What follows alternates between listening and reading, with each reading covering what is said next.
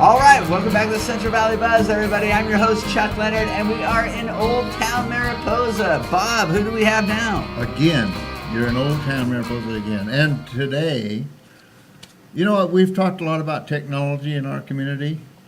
Well, this is one of the hearts of our technology circle. This is John Corippo. John, how are you? Thanks for coming on the Buzz. Nice to see you. Nice to meet you. Assistant Superintendent of Schools at Mariposa. You've met Robin, our superintendent, and a few other school dignitaries. But John John, I'll let you tell your story a little bit about what you do. Well, I actually live in Corrippo, and I'm from Paso Robles, but... So you grew up in Paso Robles? Yeah, 1962, my grandpa won $8,000 at the gold coin in an illegal poker game. And that was the same summer that my dad was running a scraper for them, and that part of, just south of Highway 49, my dad and my grandpa they built that, so... I got a little Mariposa in me. Okay, so you grew up in Paso Robles. Paso Robles, and at what point did you come to Mariposa? I come to Mariposa after I finished building Minarets High School, which is in the Corrippo area, and I got started by that because my wife talked me into being a teacher, and I worked for Clovis Unified, and I ended up in Fresno because I wanted to play some football. Oh, are you a football fan? I'm a football player. Still? On Thanksgiving. Okay, I understand. But he has a son. But that's another story. That's another story. Is your son a football player? He was till he moved to San Luis. So, So you come to Mariposa, but you still live in Corrippo. Yeah. You come to Mariposa, and what are you teaching there now? You're the superintendent, but you're still teaching, well, right? I handle, my specific job is handling curriculum instruction and technology deployment. So, Boy, that's got to keep you busy, right? oh yeah. Things are changing. I could do either one full time. Yeah. Right? But what we're doing is we are going to bring world-class tools to our amazing teachers and our amazing kids and Bob knows this from working with our kids. We have kids that are as creative as anybody in the world and as smart as anybody in the world. When you add world-class tools to that, it's really cool because now they're competing at a top level. So county-wide this year, all of our 7th and 8th graders have iPads that they take home at night. Wow. Yeah. And now, who funds that? that was actually funded by a thing called AB 86 that was the state of California. We've got a setup in the long term to be able to refresh those machines. They last 4 or 5 years, so it's not a big emergency on the refresh. But that was all. We took our state money that was a one-time thing, and we made a real detailed plan about how we're going to refresh it. Our high school kids are now over 50% of those kids have a computer during the day. Awesome. Next year, they will all have a computer they take home. So from 7th grade up, everybody will have their own device. You know, I'm just so happy to hear this because my son graduated high school in 2010. In 3rd grade, they had a laptop program. But it kind of dwindled because the laptop program that they had was funded by the parents. Right. Okay. Right. So as he's going through school and going to the high school, I'm looking at the curriculum and I'm going, and there is none. Right. There's no books to put covers on like we did. It's maybe a stapled a bunch of papers together. And I thought, well, what is this? Well, I mean, technology the way it is, this is what we have. Right. And for you to say this, it warms me up. It's pretty cool. We're also, we have Google accounts for all the kids countywide, and we're working our way down into the lower grades. But starting this year, everybody from 6th grade up will have Google Mail, Google Docs, all those modern tools. And what will they use those for to help them out? Well, it could be anything as simple as typing, okay, or presentations. Or scheduling, calendar, right. Blogging. There's a tool in there called Google Hangouts that will allow our students to video conference with anybody on the planet. So it really extends the reach of what our kids can get into idea-wise. Now, I'm listening to this, and my mind's just going. I'm thinking, oh my gosh, all these different things. How does being able to touch someone in another part of the world? How does that benefit the student? Well. The simplest way I can state that is blown up. Okay? The rest of the world's not blown up anymore. So kids in Japan, kids in Korea are working with world-class tools. Their country's not blown up anymore. So they are doing things like programming. Here's the best one I could put in a nutshell for you. Every student in England between the ages of 5 and 16 will be taking programming classes. Every. Wow. So if you don't get in that game, what's that look like 20 years down the road? Not when you've got a good. country where everybody's taking programming as a second language. Right. Everybody. Right. And you know what? Some people. But everybody has a chance to learn about it, right? What's that look like in 20 years for American kids when we're still filling out packets? Well, with the fast food places getting automated, not Right. well, right? Right, not good. Those self-checkout things Right. are really killing us. So the other piece that's really driving a lot of this change is that nationally, we are now, our end-of-the-year test type of things are not bubble tests anymore. They're Right. digital. So I want you to visualize the problem with working in a textbook all year and then going to an all-digital test. Is your performance going to be optimal? Right. No. So we're in the middle of a big change. Also, California is kind of a funny animal that way. When you look at all 50 states, here's a good fact. Maine, you familiar with it? Yeah. Okay. Maine has been 1-to-1. Every kid's gotten a laptop there since 2004. Wow. Okay? The entire country of Malaysia is Google in school. The country. Google's free, so Right, Right. but they're learning those skills in the context of school. It's not something they're learning on the outside. That's right. the So difference. they'll apply it differently. Right. I- 70% of the top universities in the United States are Google. So, Where the rubber meets the road, that commercial you just saw. yeah. That was done by our high school students. When you saw the gold coin commercial, that's a killer commercial, and that was done by our high school students. Yeah. Okay, we used that commercial as part of this show, and And it's not just the devices, it's not just Google. I think every one of our schools has a 3D printer now. So our kids can go in and design characters from their books and stories they're writing, and they can print that character, okay? Or they can go in and print historical vehicles and have access to that kind of stuff with a 3D printer, glow in the dark if they want.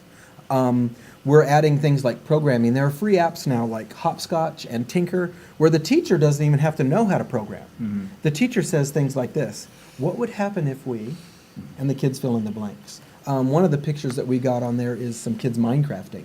Minecrafting is a tremendous technology tool. Kids are learning how to program, kids are learning how to do detailed and complex projects, and there's actually plugins for Minecraft that allow kids to learn coding through the process of using Minecraft. So there's a lot, it's a broad spectrum of items. The last picture that was up there, I asked you earlier, I go, what in the heck was that? Right. And it's marshmallows and spaghetti. It's the Marshmallow Challenge. If you Google the Marshmallow Challenge, this is something that we're doing county-wide to teach our kids about creativity. Because we've talked about technology a lot, right? What about just plain old creativity with some spaghetti and some marshmallows? So the basically You're not having to make a dish to eat. No, we don't eat them. We don't eat them. But basically, what's going on is if you look up the Marshmallow Challenge, the idea is that kids sometimes are getting programmed out of their creativity as the process of going through school.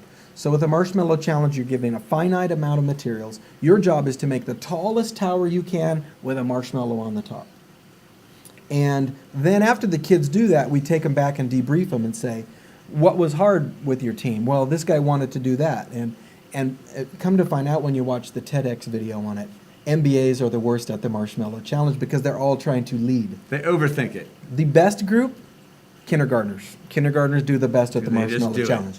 So we did this in almost every classroom county-wide last year, and then some of the really good site administrators did things like this. The best 2 teams from a classroom, they met in lunch in the cafeteria, and they had a build-off. So now you're really maximizing this idea of iteration, creativity, working together on a high tempo. Those are very highly regarded things at places like Google or Apple or Amazon. Right. Fixing things quickly as part of a team is a pretty huge challenge, and there's no technology in that. Very, very know, cool. a perspective. You know, I've been in Mariposa for a little 100 bit years, longer, right? A lot longer than John. And one of the big concerns that we had was what our kids were going to do when they had to face the real world. Okay, and a lot of parents were concerned about that. And what's happened is that now our schools have taken the lead, and our young people are in the mix. They are out there and able to be competitive. I had a stepson this year who graduated from West Point, and you know, when you think about what's happening with our community, with our school system, we're a small backwoods community, but our school, because of technology, is connected in a way that I think a lot of schools can't be, simply because of their size. We're a small school, we can focus on the quality, and it's amazing. Working with these young people, with our programs. Here's one of my, I'm cutting you off because I know we run tight on time. And this isn't as long as your email, so you're doing good. Here's a great example. Yosemite Valley School. We have a school in the valley, a K-6 school that's walking distance of Yosemite Falls. There's a thing called Skype EDU. Teachers can meet other teachers on Skype, and their classrooms can Skype back and forth, okay? So one of the great things about having school in Yosemite is it's school in Yosemite, but it can be very isolated. They have to drive 2 hours to see other schools at all. And so in a mystery Skype, our kindergarten and first graders are Skyping with a classroom in New Jersey, and the game they play is, what number out of 100 are we guessing? So you literally have one classroom of kindergarten first graders, is your number bigger than 50? No, And the kids in New Jersey go, no, it is not as big as 50. So they're learning how to count, and they're seeing a bigger part of the world. And this costs us nothing. Costs us nothing. Right. And so just lots of really cool little projects. We sent a balloon to space last year.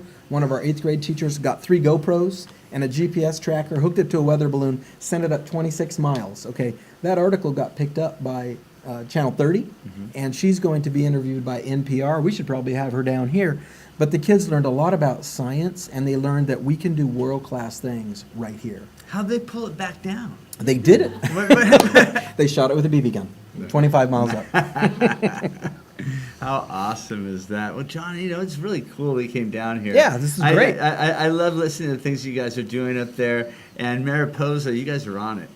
Yeah, the great thing about being a smaller district like us is we can change things in 2 weeks that would take a Los Angeles unified 5 years. Right. So once we identify something we think is cool and everybody goes, I'm in, write a couple POs, we're on the way. So it's really nice to be that agile. And the idea of community extends into the school system. Okay, but before we go, Bob, didn't you have some things you want to talk about? Like the football team? Well, yeah. You guys are doing pretty good, aren't you? Well, how about 41-16? Waterford had a bad night with us. And then Denair, well, that was only 47-16, or to 13. We have a tough game coming in. We're going over to Newman. We're going to play Oristimba this Friday night light, so we'll be playing out of town. But we do have Friday Night Live in town for folks who don't get out of town. Do you guys yell like, hello, Newman? I would be doing that. I would be doing that. Yes, absolutely. We have, now you're going to love this, the Farm Bureau are going to be out at the fairgrounds with a dinner dance this weekend. How fun. Yeah, it starts at 5 o'clock, so that's the 11th. And we have, do you know who Joe Mora is? I think I do know who Joe Mora is. He's a very, very famous artist. And he's, you know, when you talk about the West, you know, and we are the West, and that's something that people really don't understand, but it's a lifestyle, it's a philosophy, and in Old Town Mariposa, it's buildings and architecture. But Joe Mora was a person who made the transition from the West to modern society, and he was a famous guy. 1870s, I love his stuff. 1947. It's very modern. Yes, It's unexpected. But he expressed the West in a unique way, and we have our Arts Council is doing a special show on him, and we're going to program October the 9th at 7 p.m. at the Alley. That's the place right down the street from us on the Gold Coin. Right. And there's going to be a presentation by Peter Hiller. Peter is he's the curator of the Joe Mora Museum. Not museum, what am I talking about? The Collection? The collection. At any rate, so we have a lot of fun things going on, as usual. You're welcome to come up and bring the baby. Yeah, I don't think I'm going to be going anywhere for just a little bit, but I'll be there in spirit. How's that? Hey, we Okay. got to take off. I want to thank you guys for going to Old Town Mariposa with us this week. If you can, get up to Old Town Mariposa, spend some time over at Bet's Gold Coin. I'm Chuck Leonard. This is Bob Borchard. We'll see you next week. We're going to take off, and John. we'll see you later. Thanks, buddy, for coming Great up. being here. We're going to take off. Stick around. We'll be right back.